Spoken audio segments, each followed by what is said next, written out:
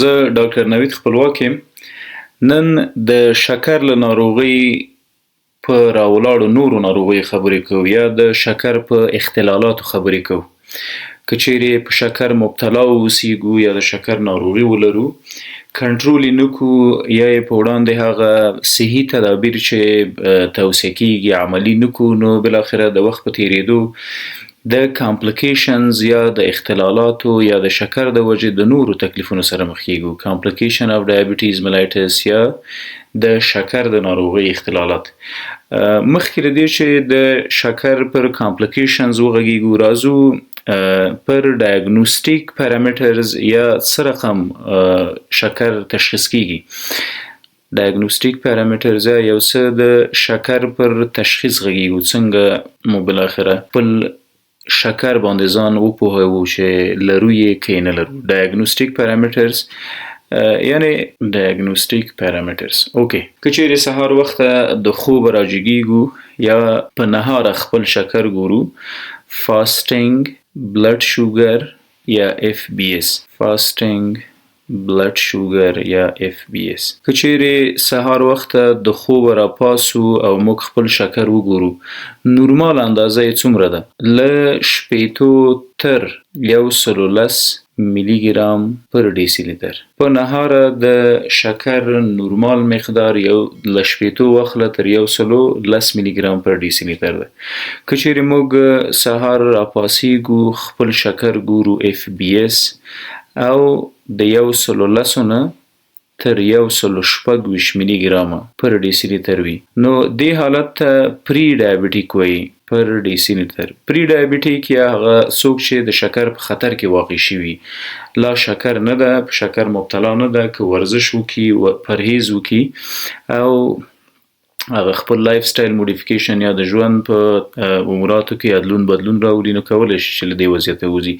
د حالت ته موږ پری ډایبټیک یا شکر ته ورتلونکی یا د شکر د خطر دایره پری ډایبټکس. که چیرې موږ په نهاره خپل شکر ګورو، فاسټینګ بلډ شوګر او د 126 یا زیات وي یا د 126 میلی ګرام پر ډیسی لیتر وي، نو متاسفانه په شکر مبتلا یو. باید د معالجې اړوند تدابیر ونیسو، ګنه د کامپلیکیشنز یا د بدو عواقبو او اختلالاتو سره مخ کیږو. دا په نهاره د شکر وضعیت. که چیرې موږ رنډم بلډ شوګر چک کوو، رنډم معنا دا چې باله ډوډۍ یې چک کوو، د ډوډۍ خوراک نه وروسته 1 ساعت 2 ساعته 3 ساعته 10 ساعته بالاخره، دې ته وایي رنډم بلډ شوګر یا آر بی اس. پوست پرنډایل شوګر هم ورته ویل کیږي یا د ډوډۍ خوراک نه وروسته. که چیرې موږ رنډم بلډ شوګر ګورو، باله خوړو یې ګورو، نورمال له 140 نه واخله تر 150 الا 160 میلی ګرام پر ډیسی لیتر. د آر بی اس که چیرې یو څوک خپل شکر معاینه کوي او ګوري بعد له ډوډۍ، البته د 160 الا 200 ترمنځ شکر ده، 200 میلی ګرام پر ډیسی لیتر. دغه هغه خلک دي چې د شکر د خطر چانس لري که دوی خپل اړوند تدابیر د معالجې ونیسي، ورزش او همدارقم په خوړو کې احتیاط، له وریژو، له کچالو او له خوږو پرهیز وکړي، نو له پری ډایبټیک یا د شکر د خطر له وضعیته راوځي. پری ډایبټیک. که چیرې موږ خپل شکر ګورو په مړه خېټه او دا وي 200 یا له 200 میلی ګرام نه زیات پر ډیسی لیتر، آر بی اس یا رنډم بلډ شوګر مساوي کیږي یا زیات ده له 200 میلی ګرام پر ډیسی لیتر، نو دغه عدد یا دغسې نتیجه په شکر د مبتلا کېدو ښکارندویي کوي. دا هغه ډایګنوستیک پارامترز دي که موږ شکر معاینه کوو، څنګه باید وپوهیږو چې په شکر مبتلا یو، د شکر په خطر کې یو او که شکر مو نورمال ده. نو دغه ډایګنوستیک پارامترز د ځان سره تعقیبو. راځو د شکر له وجې له راولاړو اختلالاتو یا نورو ناروغیو په هکله خبرې کوو. د ډایبټیس ملایټس کمپلیکیشن که موږ تقسیم کو دوه ډوله دي. یو ته مایکرو واسکولر وایي، مایکرو واسکولر، او بلې هم مکرو واسکولر دي، مکرو واسکولر. مایکرو واسکولر او مکرو واسکولر څه معنا لري؟ مایکرو معنا کوچنی ضربینی په سترګو، هغه حتی کوچنی کاپیلریز یا مویره د ویښتو په اندازه چې کوم کوچني رګونه لرو، ده په دوی کې معمولا دغه کمپلیکیشنز یا اختلالات منځته راځي. مکرو ستر غټ، واسکولر یا ویسلز هم د وینې رګونه. ګورئ کله چې خواړه وخورو، په خوړو کې پروټین موجود ده، کاربوهایډریټس موجود دي، شحمیات یا غوړ موجود دي. دغه خواړه راځي هاضمي جهاز او بالاخره د هاضمي جهاز نه کاربوهایډریټس یا قندونه جذبېږي د وینې جریان ته، او د وینې په جریان کې ګلوکوز زیاتېږي. هدف څه ده؟ په دغه رګونو کې، د وینې په رګونو کې د ګلوکوز مقدار زیات شي. کله چې انسولین ونشي کولای دا ګلوکوز د وینې په رګ کې کنټرول کړي، نو دغه حالت ته وایي هایپرګلایسیمیا. که چیرې ګلوکوز د وینې په جریان کې زیاتېږي، دې حالت ته وایو هایپرګلایسیمیا. که چیرې هایپرګلایسیمیا کنټرول نکو، یعنی موږ د وینې ګلوکوز کنټرول نکو، دوا ونه خورو، ورزش ونه کو، یا په ټوله کې یوه غریبه توجه ولرو خپل شکر ته، له پامه مو غورځولی وي، نو دا د وخت په تېرېدو د نورو عوارضو، د نورو تکلیفو سبب ګرځي. په کوچنیو رګونو کې څه کوي؟ یوه پروسه ده چې هغه ته نان انزایمټیک ګلایګیشن وایي. نان انزایمټیک ګلایګیشن څه معنا لري؟ د وینې په جریان کې پرته له دې چې کوم انزایم، کوم کټالس، کوم بل کومک کوونکی د ګلوکوز سره یو ځای شي، په خپله ګلوکوز ګلایګیشن کوي. ګلایګیشن څه معنا؟ د نورو حجراتو سره یو ځای کیږي، د نورو موادو سره یو ځای کیږي. په دوی کې یو ګلایګیشن له څه شي سره کیږي؟ له لیپټ سره، له شحمیاتو سره. یعنی دا کوم ګلوکوز چې د وینې په جریان کې ګرځي، هلته د شحمیاتو سره یو ځای کیږي.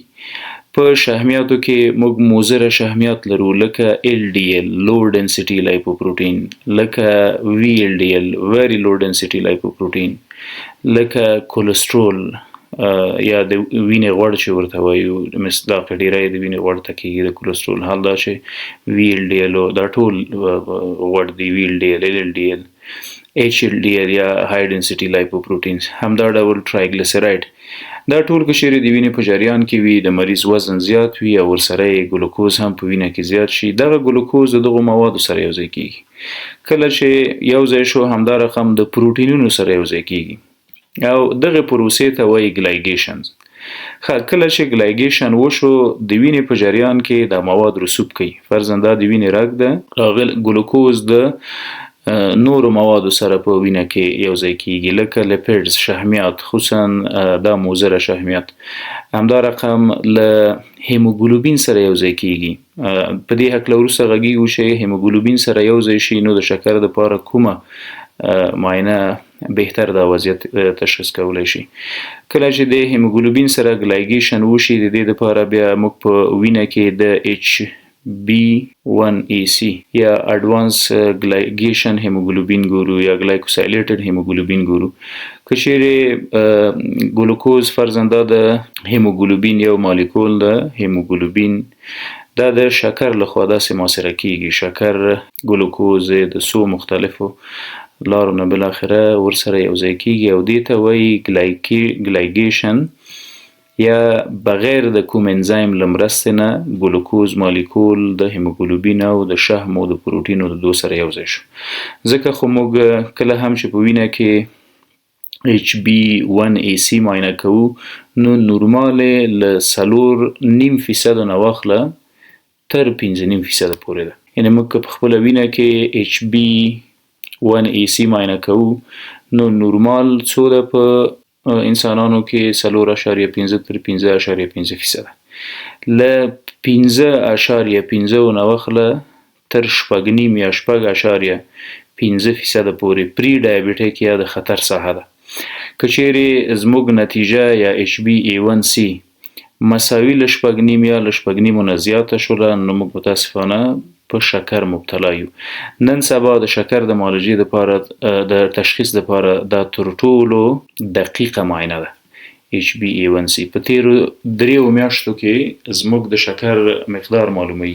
څنګه هیموګلوبین په وینه کې د وینې یو کمپوننت هیموګلوبین ده او معمولا تر 90 ورځو پورې ژوند کوي. د دې لایف سپان یا د ژوند موده 90 ورځې ده.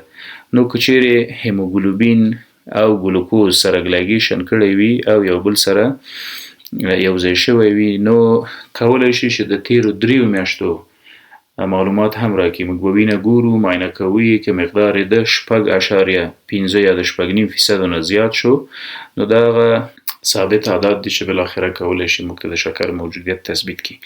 ښه کله چې ګلایګیشن وشي یعنی د ګلوکوز د پروټینونو سره د شحمیاتو سره د هیموګلوبین د دو سره یو ځای شي نو د وینې په رګونو کې رسوب کوي داسې او جوړوي څه اتیروما. اتیروما یعنی د ګلوکوز جمع شحمیات جمع هیموګلوبین جمع نور ټاکسیک او زهري مواد دا سره یو ځای شي او د وینې په جریان کې رسوب کوي، ډیپازیټ کیږي. کله چې ډیپازیټ شول مسلماً د وینې د جریان مخه نیسي. دلته چې څه منځته راځي دې ته یو حالت وایو اسکیمیا. کله چې د وینې په رګونو کې یو مانع د وینې جریان ته ایجاد شو، یو کوچنی دانه ایجاد شي نو مسلماً د خواته د وینې جریان کمیږي او په وینه کې موجود غذایی مواد ګلوکوز نیوټریشنز همدارقم اکسیجن دا نه رسیږي د بدن غړو ته. اوس نو که د بدن په هره سیمه کې دا اتیروما جوړه شوله د وینې د جریان په وړاندې خنډ جوړیږي، هلته اسکیمیا جوړیږي او همدا ده چې بالاخره د ډایبیټیز یا د شکر د وجې کامپلیکیشنز یا جانبي عوارض منځته راځي. اوس په دې غږیږو چې مایکرو واسکولر او ماکرو واسکولر یعنی څه. که چیرې د وینې په کوچنیو رګونو کې کاپیلریز یا د موی رګونه چې ورته وایي که چیرې په دو کې دغه مواد د ګلوکوز سره یو ځای جمع شي اتیروما جوړه کړي، اتیروسکلروسس جوړ کړي او خلاصه دا چې د وینې په جریان کې یو مزاحمت وکړي. ارګانونه د وینې د جریان د کمبود د وجې په ولږه او په تنده مبتلا کیږي او هلته د غذایي موادو او د اکسیجن لاره بنده شي ورته راورسیږي. بس همدا وي چې ورو ورو له سل ډیث یا د حجراتو د مرګ سره مخ کیږو. که چیرې کوچني رګونه بند وي نو یو ډول تکالیف منځته راځي. که چیرې کوچني رګونه بند نه وي او په غټو رګونو کې د بدن د وینې په غټو رګونو کې دا مواد ځای په ځای شو نو هغه بیا بیل ډول کامپلیکیشنز یا جانبي عوارض منځته راولي. راځو په مایکرو واسکولر کامپلیکیشنز غږیږو. په مایکرو واسکولر کامپلیکیشن کې چې څه ډیر مهمه دي. ګوري دا زموږ ګورده ده رینل آرټریز دا یو د وینې رګ ده رینل آرټري فرزن. دا رینل آرټري راځي او د ګردې په مختلفو ځایونو کې تیتیږي، کوچني کوچني برانچونه ورکوي. که چیرې د شکر د وجې اتیروما راشي او په دغه رګونو کې جوړه شي نو موږ اتومات د نفرو ډایبیټیک نفراپیتي سره مخ کوي. نفروپیتي یا د ګردې ناروغي د څه شي د وجې د شکر د وجې نو لیکو ورسره چې ډایابیټیک نفراپیتي. کله چې شکر کنټرول نکړو ورو ورو د ګردو د تکلیف سره مخ کیږو او دغه نفراپیتي معمولا د CKD یا کرونیک کډنی ډیزیز یا د ګردې د مزمن تکلیف سبب ګرځي. د دې ترڅنګ بل اختلال چې یا بل تکلیف چې په مایکروواسکولر کامپلیکیشنز کې منځته راځي که چیرې د وینې په کوچنیو رګونو کې دغه ګلوکوز جمع نور مخرب مواد سره یو ځای شوي دي رسوب وکړي. فرضاً سترګې ته کوم رګ راغلی ده د وینې دا بالاخره راځي او په خپله د سترګې په مختلفو په ریټینا کې خپل برانچونه ورکوي. که چیرې دلته د وینې رګ بند شي نو د سترګې د ناروغۍ سره مخ کوي. ریټینوپیتي یا د سترګو د لید ناروغي ورو ورو مریض د سترګو لید له لاسه ورکوي د شکر د وجې او بالاخره ړندوي. د دې ترڅنګ په مایکروواسکولر کمپلیکیشنز کې څه شی ډیر مهمه دي د ګردې او د سترګو د ناروغۍ ترڅنګ هغه نیوراپیتي ډایابیټیک نیوراپیتي یا د شکر د وجې د اعصابو د رګونو له منځه تګ او ناروغه کېدل. ډایابیټیک نیوراپیتي کله منځته راځي؟ ګورئ زموږ په کله چې د وینې په جریان کې ګلوکوز جګ شي، هایپرګلایسیمیا منځته راشي، د بدن مختلفو حجراتو ته دغه ګلوکوز انتقالیږي د انسولین په وجه یا هم د شکر د دوا په وجه. درست؟ زموږ د وجود دوه ډوله حجرات دي، یو د اعصابو حجرات چې نیوران نومیږي. نیوران داسې یو شکل لري، فرزنده سل باډي ده، د اګزون او دا هم ډندرایټ. په نیوران کې یو قسم حجرات موجود دي دلته چې هغه ته شوان سل ویل کېږي. دا شوان سلز یا د شوان حجرات سره یوځای کېږي او مایلن شیټ جوړوي. مایلن شیټ دا حجرات د شوان په نامه یادېږي، شوان سلز، او دغه حجرات سره یوځای کېږي بالاخره جوړوي څه مایلن شیټ. مایلن شیټ وظیفه څه ده؟ له اعصابو ارګان ته او له ارګان اعصابو ته انګیزې انتقالوي. کله چې د دغه حجرې د شوان سل حجره مطالعه کو نو په ده کې یو انزایم چې د ساربیټول ډي هایدروجنیز په نامه یادېږي نه ده موجود، نشته ده. د ساربیټول ډي هایدروجنیز انزایم وظیفه څه ده؟ ساربیټول اخلي په داخل د حجره کې په فرکټوز تبدیلوي او فرکټوز هم زیات انرژي یا د ATP تولید کوي. کله چې ساربیټول راشي شوان سل ته راننوځي، په شوان سل کې د ساربیټول هغه انزایم چې د خپل ساربیټول اخلي او تبدیلوي په فرکټوز باندې نشته ده، نو بالاخره ساربیټول په داخل د حجره کې زیاتیږي. ساربیټول څه ته وایي؟ دا هم یو قند له ګلوکوز نه جوړیږي. ګلوکوز د حجرې په منځ کې د الډوز ریډکټیز په نامه یو انزایم داخلي په ساربیټول بدلوي. کله چې د حجرې په منځ کې ساربیټول زیات شي نو له بیرونه داخل د حجرې ته اوبه راځي، دې ته وایي هایپر اسموسس. کله چې د اوبو مالیکولونه دې حجراتو ته راغلل او د ساربیټول د وجې ډیر راننوتل، د حجراتو داخلي تعادل له منځه ویوړو، نو دلته دا چې هایپر اسموسس منځته راځي. هایپر اسموسس په داخل د حجره کې اوبه زیاتیږي، ډنډکیي له اوبو، او د همدې د وجې اسموټیک سل ډیث منځته راځي. کله چې شوان حجرې مړې شي، مایلن شیټ له منځه لاړ شي، نو ډي مایلینیشن یا ډي مایلینیټیو نیوراپیتي منځته راځي. ډي مایلینیټیو نیوراپیتي. کله چې د اعصابو رګ ونشي کولی د یوې سیمې د بدن د یو ارګان انګیزه اعصابو ته راوړي او له اعصابو یې بیرته انتقال کړي ارګانونو ته، دې وضعیت ته وایي نیوراپیتي یا د اعصابو د رګونو ناروغي، چې دا متاسفانه د شکر د جګوالي د وجې منځته راځي. نیوراپیتي، ریټینوپیتي، نفراپیتي، د ګردې مزمنه ناروغي، د سترګو مزمنه ناروغي یا ډایابیټیک ریټینوپیتي. په هر یو باندې مفصلا غږیږو. فی الحال همدومره چې کومې ناروغۍ د شکر د وجې یا د شکر د نه کنټرول د وجې منځته راتلونکي دي. راځو ماکرو واسکولر کمپلیکیشنز ته. که چیرې ماکرو واسکولر کمپلیکیشن ګوري کوم ځای کې منځته راځي؟ د اسکیمیا د وجې یا د وینې د رګونو د بندېدو د وجې د بدن یو غړي ته وینه ورونه رسېدله، غذایي مواد او اکسیجن ورونه رسېده، دا یوې خوا د حجراتو د مرګ و میر سبب ګرځي، له بلې خوا د شوان سلز د نیوراپیتۍ سبب وګرځېده. په شوان سل کې هغه انزایم نه و موجود چې ساربیټول واخلي او په فرکټوز تبدیل کړي. دغه دواړه حالتونه که چیرې په پریفریز موږ په پښه او د بدن په نورو سیمو کې منځته راشي نو ډایابیټیک السر جوړوي. ډایابیټیک السر څه ته وایي؟ د شکر د وجې زخم. دغه زخم ډیر عمر دوام کوي، ډیری وخت د معالجې وړ نه وي، ډیری وخت په پښو کې منځته راځي چې موږ ورته ډایابیټیک فوټ وایو. همدا رقم په اعصابو کې په مغزو کې د سټروک سبب ګرځي. دغه سټروک هم د مایکرو واسکولر د وجې منځته راتللی شي، هم د ماکرو واسکولر د وجې. مایکرو واسکولر څه معنی؟